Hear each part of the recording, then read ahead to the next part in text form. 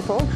We're here in the Annapolis Valley of Nova Scotia, and we're with Jim Hennigar today, and we're also with Mike MacPhee.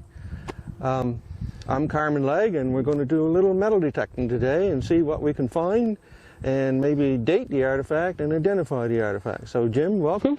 Thank you, Carmen. Good to see you again. Good to see you. Good to see you, Mike. Very good. So, Jim, you're a metal detector. I am. How long have you been doing this? Probably about 15, 16 years. Really? Yeah. How did you get started? Well, I retired and I needed a hobby. Oh, okay. And a friend of mine talked me into swinging, and I've been swinging it ever since. Is that right? Yeah. What kind of machine are you using today? This is a White's MXT.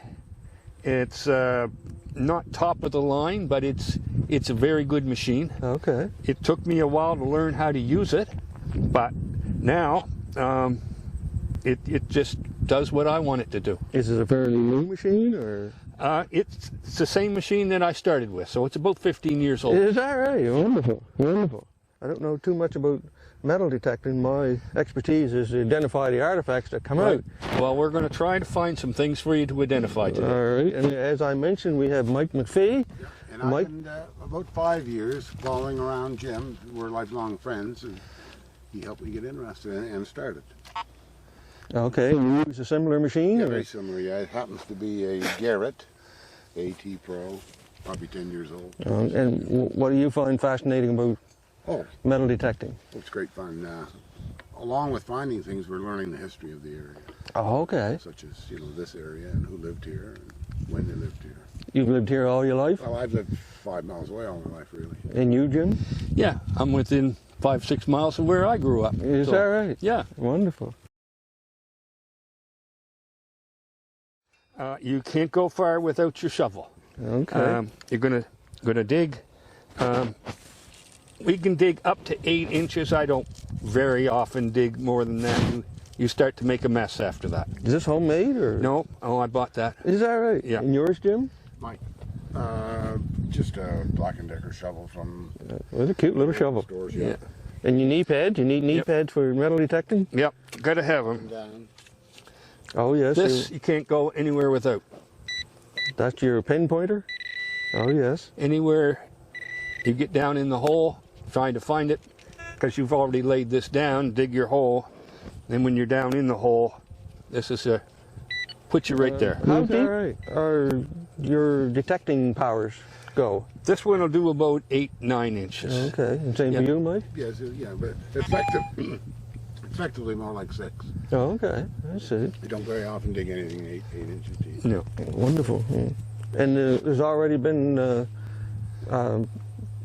artifacts out of this field? There have been.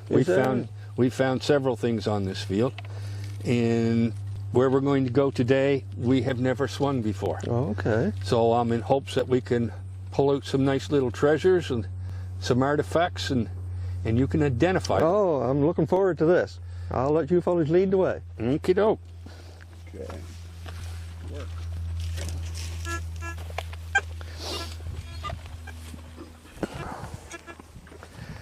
So with my machine, I have to go like this, and that's called ground balancing. Oh? And now the machine knows what the soil conditions are, and it will ring a true sign. I see.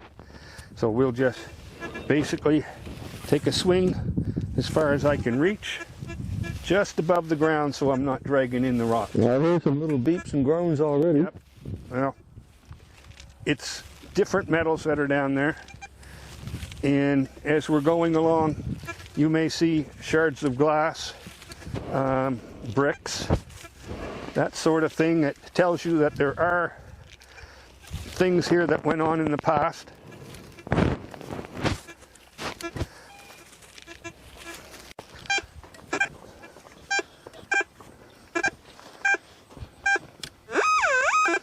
Oh. Yeah, and that's what we call slaw.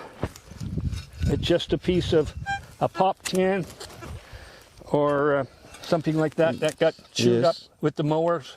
Just an old pop can. Yep. Wow. Yep. And there's always that. You know, one thing we always do Take it with you? is we take it with us. You have your That's why I pouch to have put- my little pouch. Wonderful. Always take the garbage with you.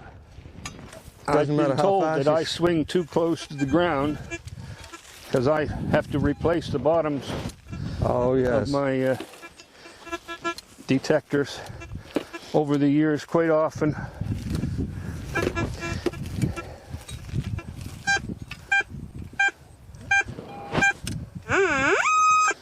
Yeah, that one's not deep at all.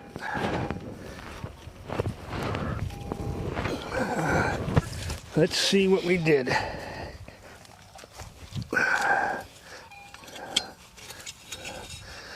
Well, look at that. Looky there. What you got? That is really old.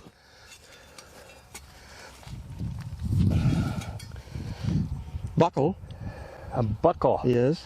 Okay. It's a class of a buckle. Now, Well, now- buckle, shoe buckle. Well, it's not a belt buckle because you can see it has too much curve for Oh, okay. fit in the Yes. belt buckle, right? But it does have a perfect fit for the shoe Oh, buckle. look at that. Yes, Jim. You You, can found see an you old- found a major part of a buckle. All right. It's not a belt buckle because, like you can see, it doesn't have the right curvature. Mm-hmm.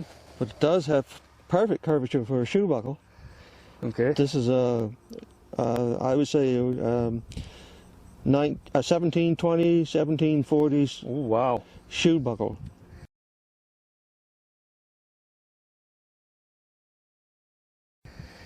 Now, how did they fasten those on? Were they stitched in? Yes. Well, they were stitched in with the leather on the sides here. Okay.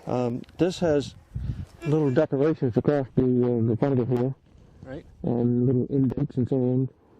Just sort of making it decorative. Yeah, very decorative. And there would have been Clean that up, it'll be a bit of a shaft through the middle. You can see the long gone. right. But And it'll be nice and shiny when you clean it up. well, what do you think that indicates? Why did we find it here in this field? We know there's history in this property. And Such as farmsteads? farmsteads, way back in the day. Really? And we do our research in the wintertime, find out where possible sites are, and then go and check with the farmers and make sure we get permission. So once the snow is gone, in we come. Oh, wonderful. Can I have the privilege of this one, Mike? Yep. I Wonderful. would say right around there. Right there? Yep. Maybe, yeah, that might even be deep enough.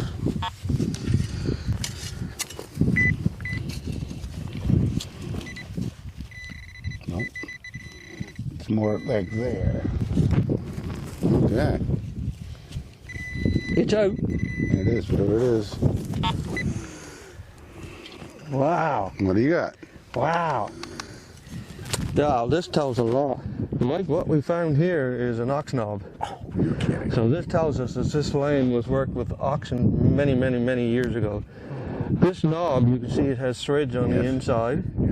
It's made out of brass. Even old brass. It was sort of like a free cutting brass or even munition brass at the time. They screwed that onto the end of the horn.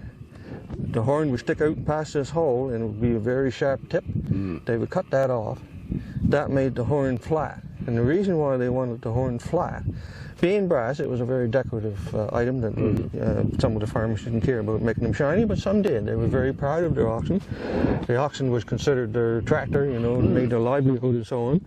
So you didn't want to lose your oxen, but when they poke you, that sharp tip, it hurts and sometimes it goes through and the hole leaks. That's really good. This might hit you and it might leave a bruise, but it doesn't leave a hole, which is much better than leaking. Yeah, yes it is. So they would screw that onto the horn and then tighten it up as tight as they can get, and you can notice a little So would they little drive hole a in the pin side. in that or a nail or a little something? nail or a pin or a Yeah, screw otherwise or it could something turn in out, there, I suppose, over the years. just so that it doesn't unscrew and fall off. Now the age of these old knobs, from the 1900s onwards, the knobs were bigger and they were solid on the ends. These are really, really old knobs, 1820, 1830. Good enough. That tells the story that this land was cultivated by oxen. Good. Wow, that's a really interesting Want me to point. keep that? That is something else. Okay, we'll put that for the history books. All right. And carry This on. is very You have to exciting. fill in your hole, by the way. Oh, you Part have of to the fill in the contract. hole. Yeah. Okay. Thanks, Al. We can certainly do that. Okay, now where we go?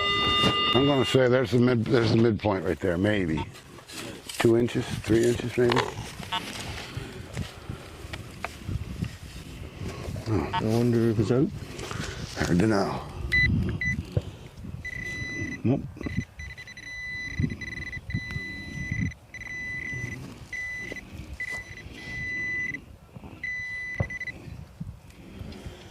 Oh, look at that.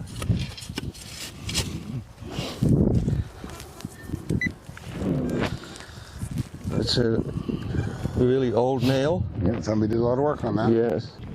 You see, Mike has kind of like a square head, and 2 sides are flat and 2 sides are rounded. Okay, yes. And on the sides here is a rectangular nail. That tells you. Also, I should say that the sides here are kind of full on the sides there. It's kind of like a rounded on both sides like that. Yes. That tells you the square head and the shape of the shank of the nail tells me it's machine-made nail. But it is a rectangular or a square nail that they made in back in the day. But these are machine-made, made very rapidly. If they were handmade, they'd be square shank. A blacksmith back in the day would make anywhere from 900 to 2,600 nails a day. Out of a flat piece of metal. Yes, many flat pieces. Yeah. He would have many irons in the fire, and as he's beating out a nail, he's waiting for the other nails to heat up, and then they're just continuous. So he would take the metal out, shape the shaft, put it in a nail hitter, beat a nail onto it, and I should say he was make the shaft, fit it into the nail hitter, and it would plug the hole, square hole.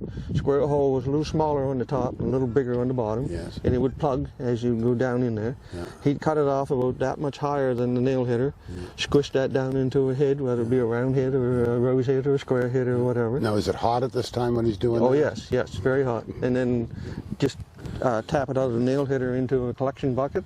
Again, make 900 to 2,600 nails a day. It depends on how good you were and so on. It tended to be something that the apprentice or the striker would do. The blacksmith had knowledge enough that he would go on to more particular, more skilled items. Yeah, this was a learning craft. Also, they made a lot of nails, sitting around the living room or the kitchen at night, had the fireplace going. They would, if you weren't a knitter, for instance. Yeah, you can make a whole bunch of nails and sell them. This is machine made, so we're talking about 1840 to 1880. 1840, okay. Yeah. Good enough.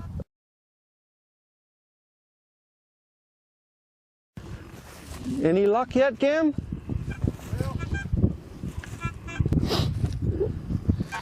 There's a brass strip.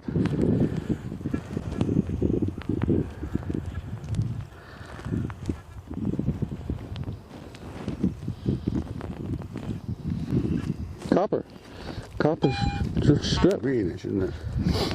Yeah. You never know, there's so many different metals. This field is loaded with archaeology. Yeah. And we're trying to get an idea of the time period of activity here as well. Yeah, that's for sure. But there are days that we come out and we don't get anything, and then there's other days you come out and you get a handful.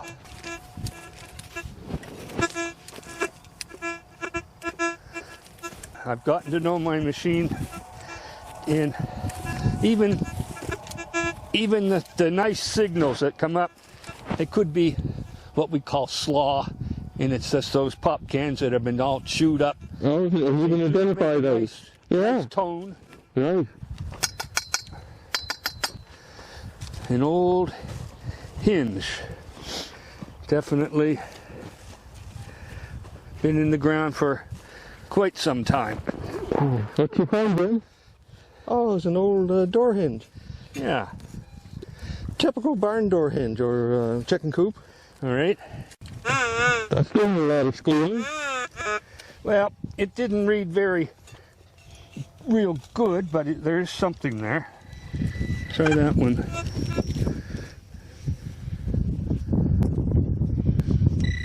It must be this clump right here. Sometimes they're very small. What do you got there?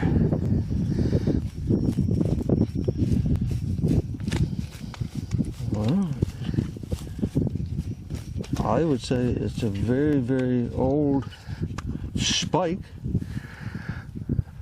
but it appears to have a bit of a round surface to it. Mm-hmm. So I would say that that's an old 4-inch spike that has rusted. It's not real old because there's no grain in there. Its rusting was like divots on a golf ball. It's Okay. steel. Yep. So it's a steel. Steel. It's large, not. It's not large iron. steel nade, no. Okay. So yeah, all right. And there's one more little signal right here, which is a different signal than we've had so far. I expect we'll find something different here. Just a minute now, let's see. Right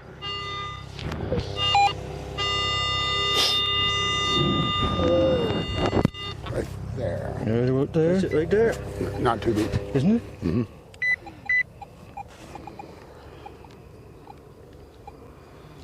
I don't think it's a coin. No. Bag seal, maybe? It's a little It's a large bag for a bag seal, seal, but it's the right material for a bag seal. Yes, it is. But the right But size. it's not, of course, spread open or anything. It's a mystery.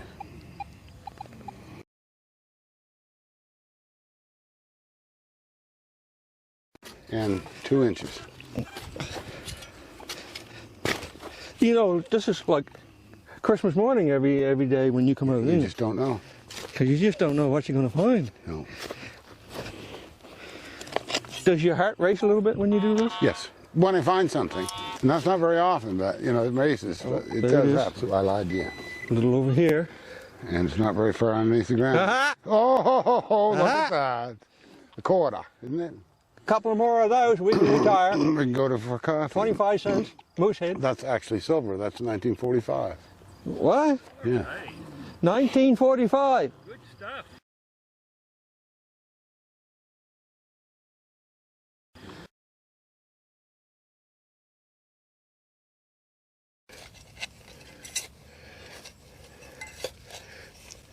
Oh, that popped out. There, look at that. Look at that. Wow. It's a coin, Jim. It is. It's a coin. That's what you call a Bobby Dazzler? It certainly is to me. I wish I was an expert in coins. Unfortunately, I do metal artifacts, but I think any it ratings? says 1 cent. What? Oh, you can read it. 1 cent. All right.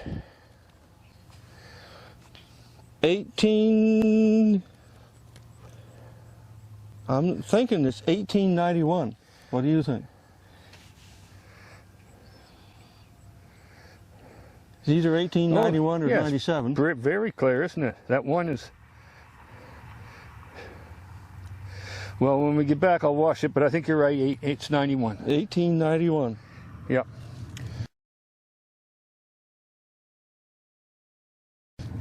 Wow. So that's... I didn't look at the other side. Oh, It is yes, British, this one or is it was laying right on top of the ground. Oh, And I walked over it. and there it is. Oh my. They had some time to play a harmonica, didn't they? It's not unusual to find things laying right on top. Is that right? Well, the field the gets, farmers plowed this. yes, probably eventually every it year, gets every to 2 the years. top. Yes, yeah. Yeah, Yeah. we found coins right on top before.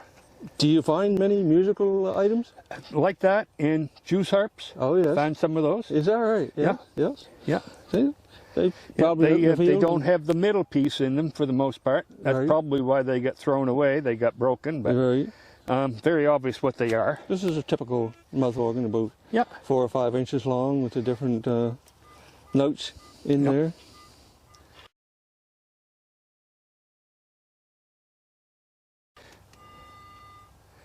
Very nice. So they kept themselves amused. Yes. You know? It had Music was a big part. entertainment. Yeah. Yeah. Music was a big part of history. Sure it is. Very much Kept so. spirits high, that and rum and beer, of course. The more you got into it, the better you got at playing musical Right. instruments. So, let's go grab us a coffee. All right, coffee time. You've learned well. All the holes have to be filled in. Yes, well, I mean, it's just part of, you know, earning respect and Yep. giving respect for the land and for That's the right. landowner and so on and so I don't forth. want anybody coming on here and tripping over it. And there are people in the area with horses, and a horse can trip in a hole like that. So that's why we fill them back in. You're right. Good idea. All right. Wonderful, wonderful day. That's If you enjoyed this series on metal detecting, please like, share, subscribe, whatever, and we'll see you again another time.